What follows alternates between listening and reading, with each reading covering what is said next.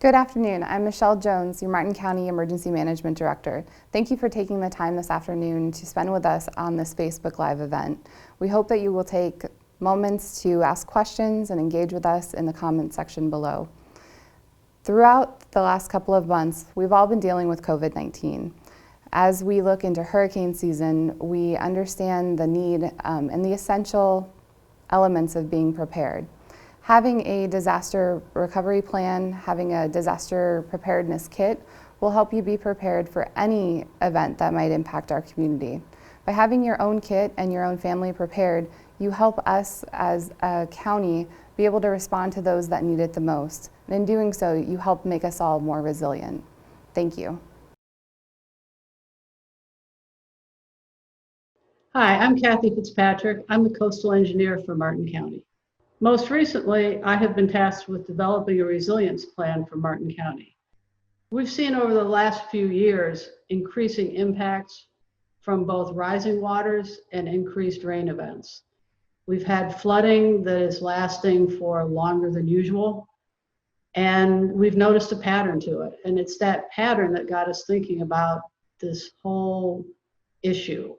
And as we looked into it more closely and began to gather some information, it became apparent that this was not going to go away and was probably going to get worse with time.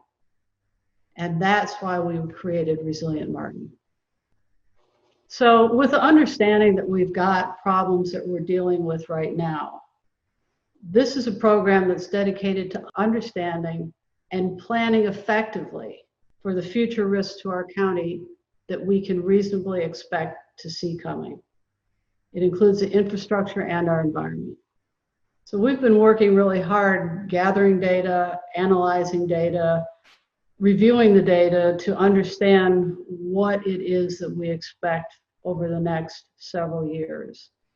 This presentation is the first step in communicating this with the stakeholders, the public, and the elected officials. But it's only a first step, and this is going to be a long-term program that will have continuous back and forth between the people doing the research and the community.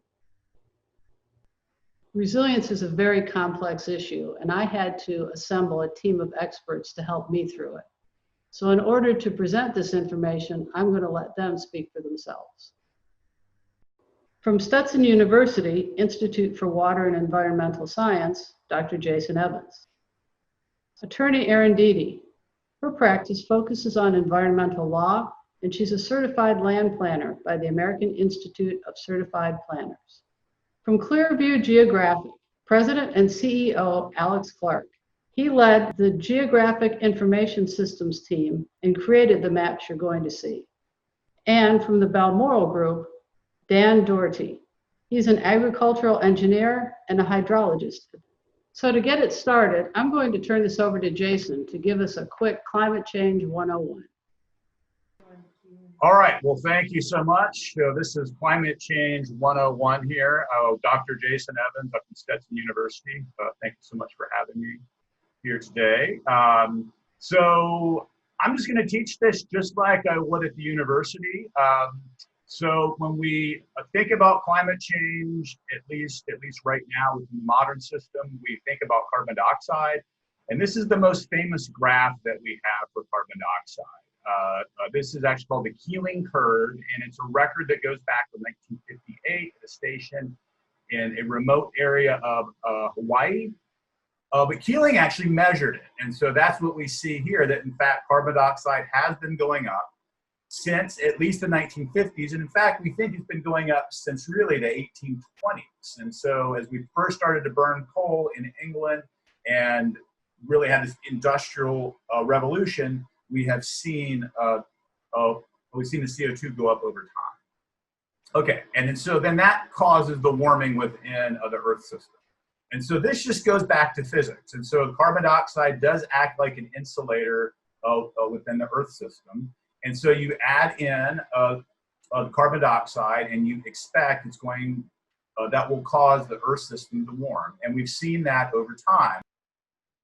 Okay, so now if we look back in time, if we look at ice cores and carbon dioxide, and this goes back 800,000 years, that we can see that the Earth system warms when there's a lot more carbon dioxide in the atmosphere. It cools. We go into ice ages when the carbon dioxide gets very, very low.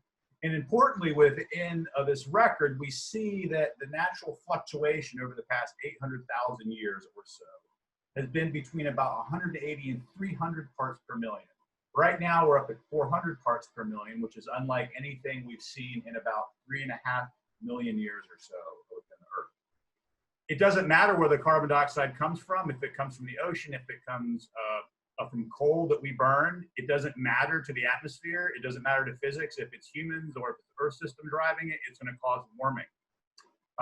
And so what happens is that the warming is the cause of climate change. And so sometimes people really conflate these two, but in fact, the warming is one thing. That's just the warming. And then the climate is going to react to that. And so that's going to be the weather is going to change. But within Florida, we expect to see things like more intense heat waves, unfortunately, more intense droughts. And so when we have dry seasons, these could become a lot more intense. We also expect when rain does come, it's going to be more intense, and that means a lot more flooding potentially. We do anticipate larger hurricanes, and there's evidence to suggest that, in fact, this is already happening. And then rising sea levels. And so within Florida, sea level rise is one of the biggest concerns. And one of the reasons why it's already a big concern is we've already been seeing it. So we can go back in time and know that, for example, in Key West, that we can record about 9 inches of sea level rise over the past 100 years or so, the tide gauge. Why does the sea rise? Warmer water expands in volume. So just as you warm the ocean, which is happening, then that just causes the ocean water to expand in volume.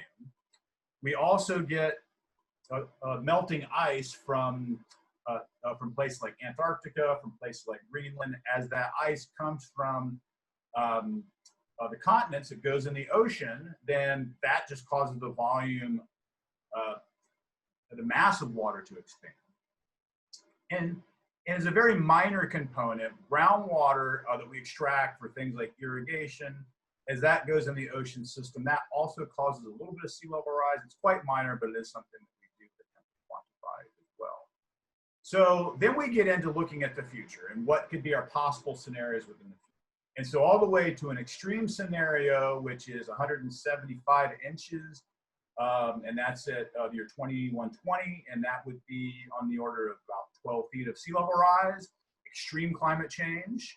A more kind of moderate scenario of climate change might be like 40 inches of sea level rise by 2020, and then we have ranges all the way in between.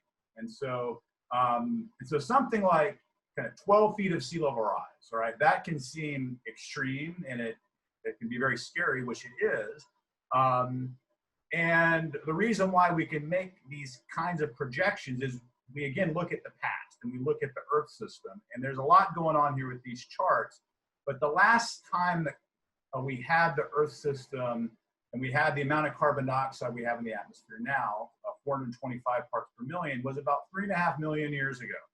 And at that particular time, the chart on the left is showing that the sea at that time was about 150 feet higher than it is today. And that's not to say the sea is going to rise that much now or in the next 100 years or even next 1,000 years. But that just shows that within the Earth system, that's at least one piece of evidence to suggest that, yes, we expect the sea to rise. So that, again, gets us back to these projections. And so they're not really predictions of what might happen in the future. They're really kind of projections. We don't know how society is going to behave. We don't know how the Earth system is going to react exactly. There's a lot of scientists out there that are studying that. But in terms of planning, we need to start from somewhere. So then we take these into account and say, okay, we're going to plan for the next 50 years in particular and think about, okay, how should we, say, try to protect a nuclear power plant? Maybe we want to look at a really extreme scenario. If we're building a garden shed, maybe we don't account for sea level rise at all. But we use these projections, which are based upon a lot of good science, to try to constrain how we're going to act. And so with that, thank you so much for your time. And if you have any questions about any of this, this is my email. And thank you. So now you have the basics of climate change, but it's also important for you to know that Martin County has a plan. I'm going to ask Erin to walk us through some of the steps in that plan. So thank you, Kathy and Jason, for laying a foundation for this presentation today. I'm going to go ahead and switch to Martin County's climate and sea level rise planning process. And so a quick overview of what I'm going to talk about is what is the Resilient Martin County Project. Martin County's response and planning process for climate change and sea level rise is what we're going to talk about. The use of grant funds to launch that process, the vulnerability assessment, and then we're going to talk about future actions, outreach, and education, and how you can find out more information about what the county is doing. So you saw from Jason's presentation the use of sea level rise projections in this vulnerability assessment. Those sea level rise projections stem from the Southeast Regional Climate Compact, and what it is, it's an agreement between the counties of Palm Beach, Broward, Miami-Dade, and Monroe. And what that compact does, what that group of counties does, is their staffs work together on a couple of different things, different policy initiatives, and one of the most important things is they work together across the region to come up with unified sea level rise projections. That way you don't have one local government using one projection and then right next door you have another local government using a different projection. And how we are using those sea level rise projections in this process is we are primarily focusing on what's called the NOAA Intermediate High. It's about a mid-range projection, which is really important. It's not too conservative and not too aggressive. And we're focusing for the most part on the 2070 future condition. The reason we do that is because that is the life of most capital planning projects that a local government may make. And it's also a little bit beyond a mortgage cycle for people that are looking to make their personal investment decisions. So 2070 is the year that we're using for most of the decision making, and this will be the future condition for most of the mapping that we produce in the project. So the state of Florida has been offering a grant program for the last 3 years called its Resiliency Planning Grant Program, and that is state funds that they use to award to local governments to start their planning process. And so being able to apply for a grant, being forward thinking to apply for a grant is a good thing to work with partnerships that the state of Florida has established. They have a large array of local governments that have been awarded these grants. So there's a good peer-to-peer knowledge base for the use of these grants and what has worked and what has not worked in other local governments. So it's not just that the grant sources have been a good source of catalyst for Martin County to start this planning process. It's that there have been other resources available through this granting program. And so far, the county has been awarded 2 grants. And the 2 grants come from the Florida Department of Environmental Protection. And one thing that's important to recognize is these grants have helped the county start this planning process.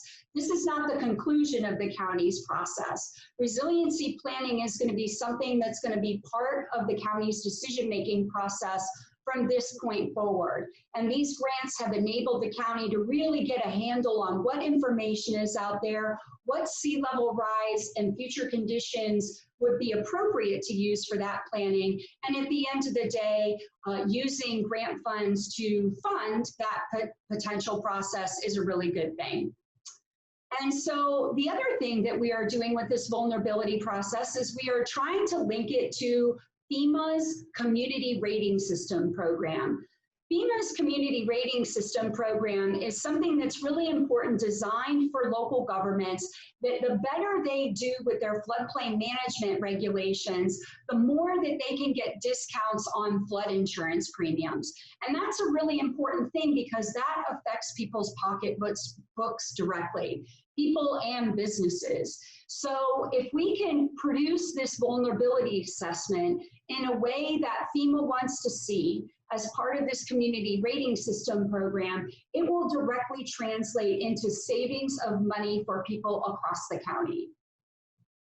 What information has been used in the vulnerability planning process?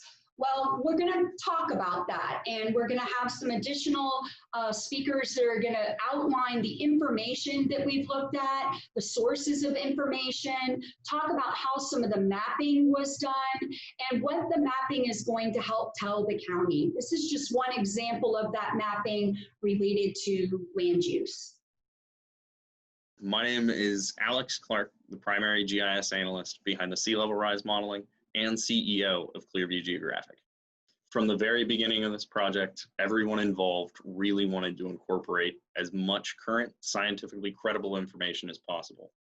Between the first and second phases of this project, we gathered over 60 data layers from both the private and public sectors, including Martin County government, NOAA, and FDEP.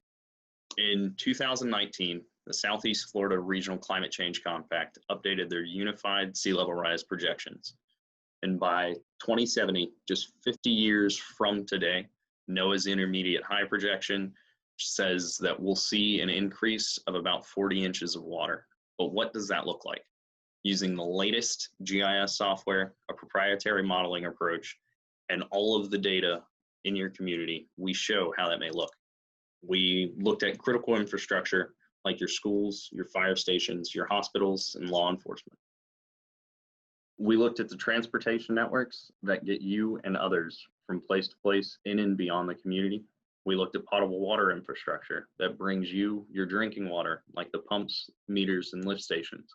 We looked at the county's wastewater infrastructure, like your municipal treatment plants and septic systems. And of course, given the nature of flood mitigation, we also looked at stormwater infrastructure. We took the most recent projections and all of the data we gathered and have identified neighborhoods and infrastructure that may be vulnerable to flooding. We wanted to know where the water would be and when it may be there. And we now have a good idea of what that's going to look like in 2070.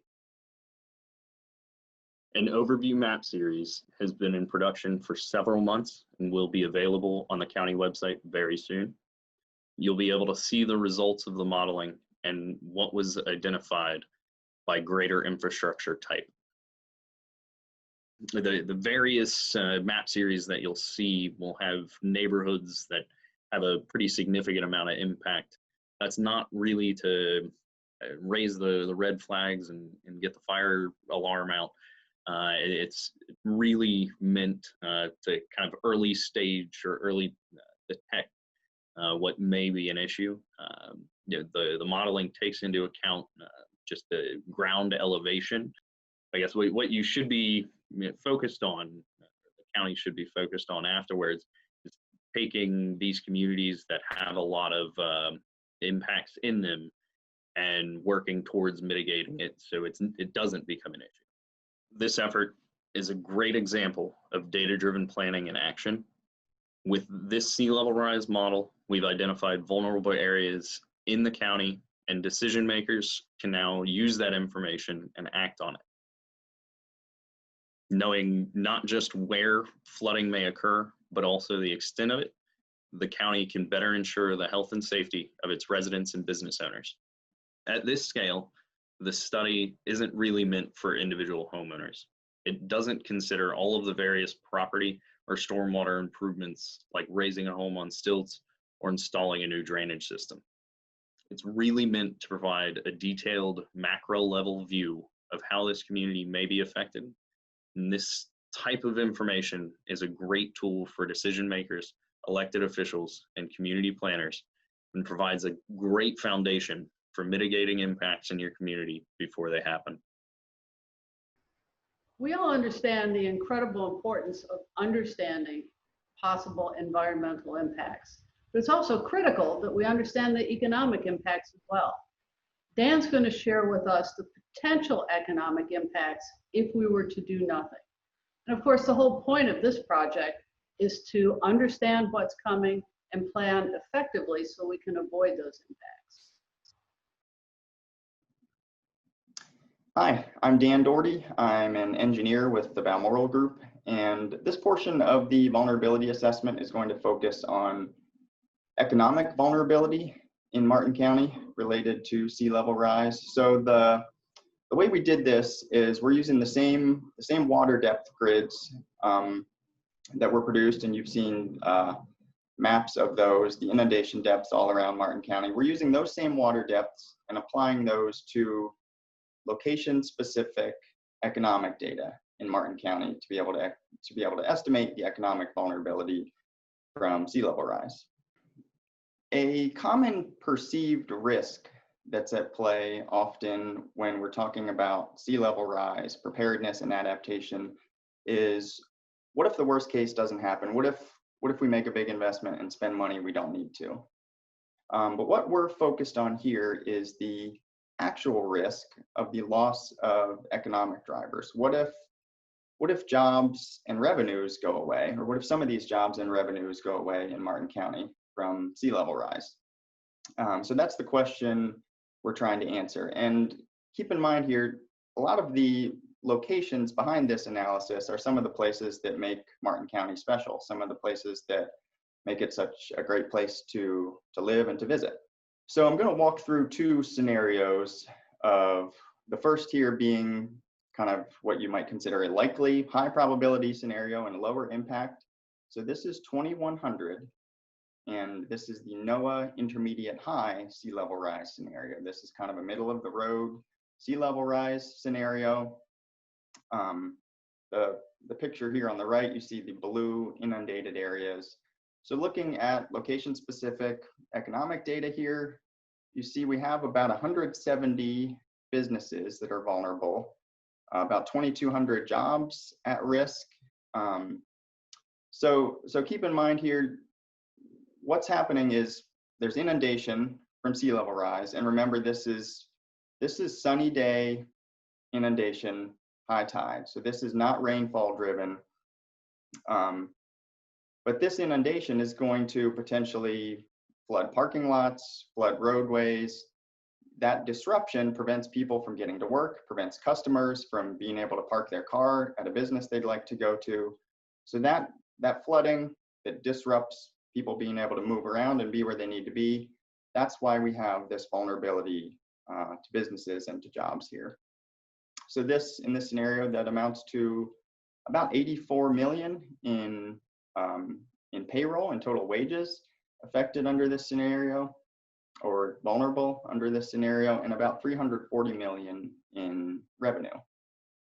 And on the other side of these scenarios, we have a lower probability but very high impact scenario. This is the NOAA high sea level rise scenario with a 100-year surge event added on top of that. So this is 2100 sea level rise plus a 100-year surge event. And in this case, we have about 2,300 businesses that are vulnerable, about 32,000 jobs potentially at risk here, and 1.3 billion in payroll and about 5 billion in revenue. And so that's about 40%, close to half of the total jobs and payroll and revenue in Martin County that's vulnerable under this scenario. So to situate that in our current context, we're all, I think, more aware than usual of our economic vulnerability as we're living through the coronavirus pandemic. And in the last 2 months, about 7,000 jobs have been lost in Martin County. So this, and some of those will hopefully come back, but this is potentially 32,000 jobs at risk here. This is potentially a fourfold COVID impact happening annually. So this, just to situate that in context. So we put together an interactive dashboard to be able to allow stakeholders to sort through all these data for the area they're interested in, the type of business they're interested in. So I'll pull that up here to just quickly walk through it.